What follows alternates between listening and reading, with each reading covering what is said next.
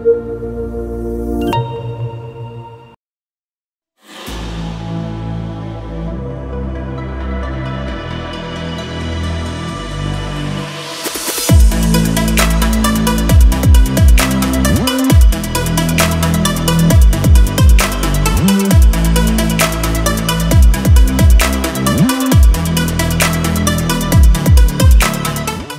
twavuga rero ko uyu munsi AS Kigali itangiye imyitozo kandi ni igikorwa twari tumaze iminsi dutegura.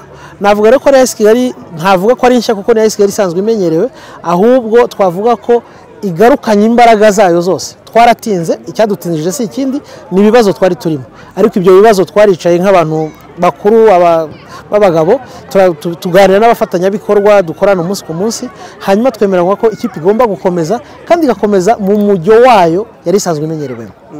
Uti abafatanyabikorwa ni ahanini ibibazo bya mikoro. Kuri ubu ngubu mwakwizeza abakunzi b'umupira w'amaguru ko ibyo bibazo bya mikoro birangiye, uburyo AS Kigali tugiye kuyibona noneho yongera kugaruka mu isura ya competition yenyewe?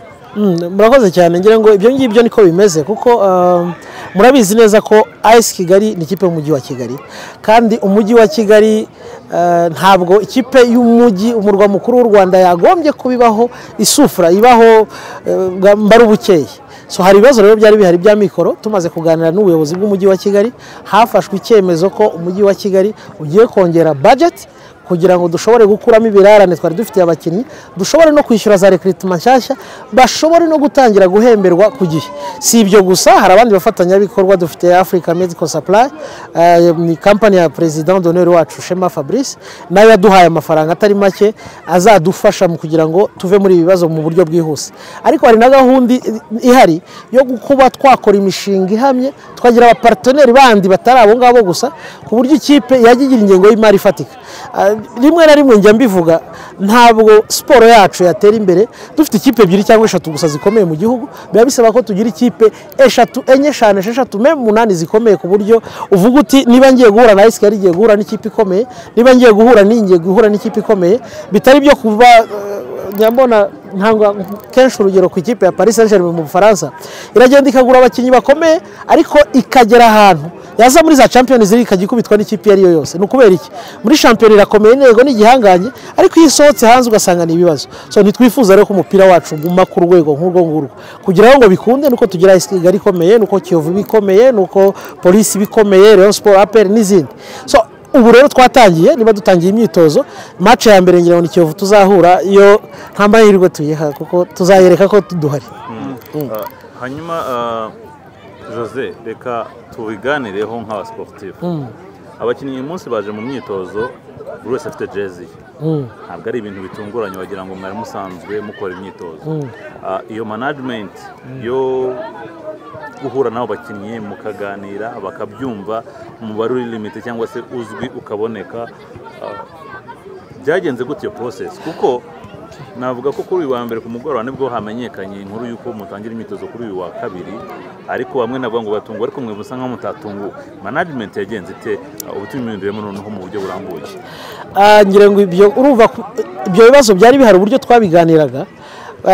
Staff technique twari twarayihaye inshingano, turababwira ngo mwebwe guhera kuri team manager, umutoza n'abandi, mugende mwe mwitegura, muganire n'abakinnyi tuzakoresha, nubwo tutaba hari kidita ako kanya, ariko mwe muganiriye nabo ku buryo umunsi tuzababwira ngo ejo imyitozo igomba gutangira babe biteguye.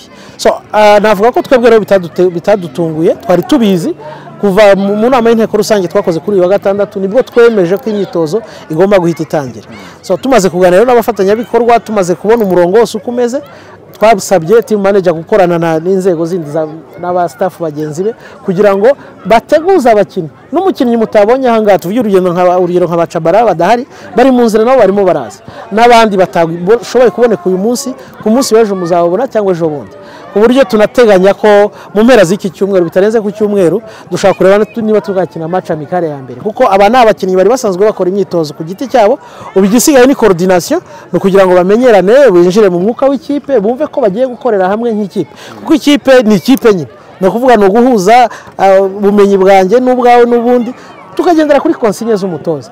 Nkumva rero turiteguye kandi tuzatanga ibyo dufite kugira ngo shampiyona kizagende neza. Mwamaze kumvikana bimeze bite? Navuga ko Gibo Kassa nta nubwo yabuze, ahubwo ari mu butumwa bw'akazi, kuko hari izindi ntwaro dushaka kongeramo, kandi niyo wa mbere niyo twabwiye ngo genda udushakira abandi bakinnyi dushobora kongera cyane cyane muri secteur offensif. So turimo kwitegura ko urabona dufite abakinnyi beza ari guhera mu izamu hagati impande n'iki, ariko secteur offensif turashaka kongeramo imbaraga. Nabo dufite si babi, ariko turashaka kuranforsa ku buryo ibitego byazarumbuka muri iyi season. Shema Fabrice ni chairman ni president d'honneur ko bivuze avuze iki mu muryango mugari wa AS Kigali uyu munsi arafasha ate uko niba bivuga ko amezi arindwi ariyo birane kubagezweho amezi menshi aragabanyuka ate we abafasha iki muri rusange?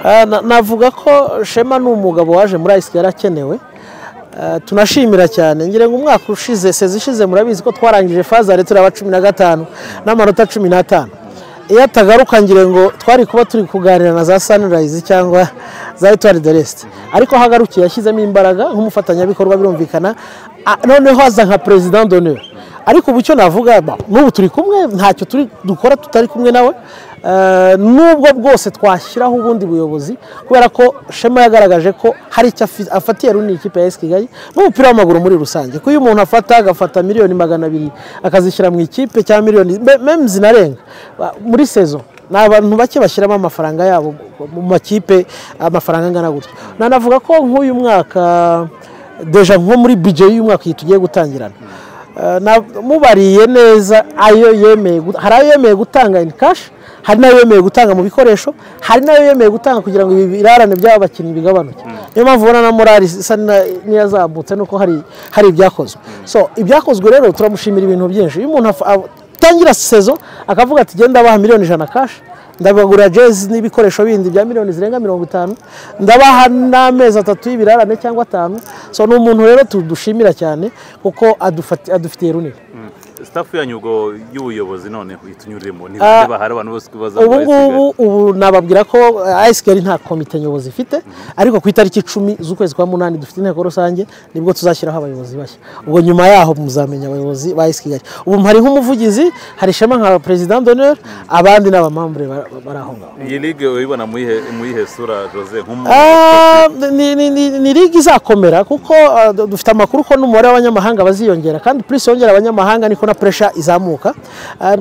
Nabonye amakipe uburyo yiteguye, ari apere yiteguye neza, polisi yiteguye neza, izo zizasohokera igihugu, Rayon Sport yiteguye neza, izisigaye mvuga ko bariteguye, ariko nta simbona touch ireze irimo cyane, kuko hari nabo mbona dushobora kuba turi ku rugero rumwe kandi twe twatangiye uyu munsi.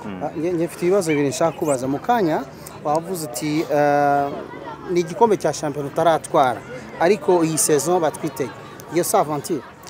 Ntabwo ari aventure.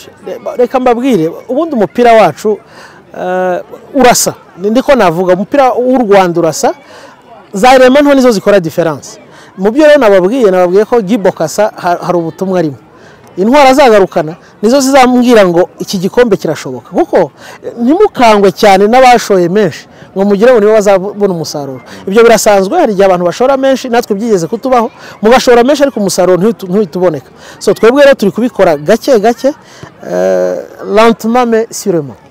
Shampiyona ni des semaines, urabizi ibyo ndabizi cyane, ndabizi ko hagati aha mu kwezi gutaha nibwo turi butangire shampiyona, kandi turiteguye. Nubwo mubona dutangiye dutinze, ariko twe turiteguye, kandi tuzakina journée ebyiri, hacamo ibindi byumweru 2 byo gukomeza gukora imyitozo. So bazaza kugaruka twaramaze gufata irangi, kandi izo match ebyiri za mbere ari Kiyovu ari Musanze, ndumva uko byagenda kose tubari hejuru.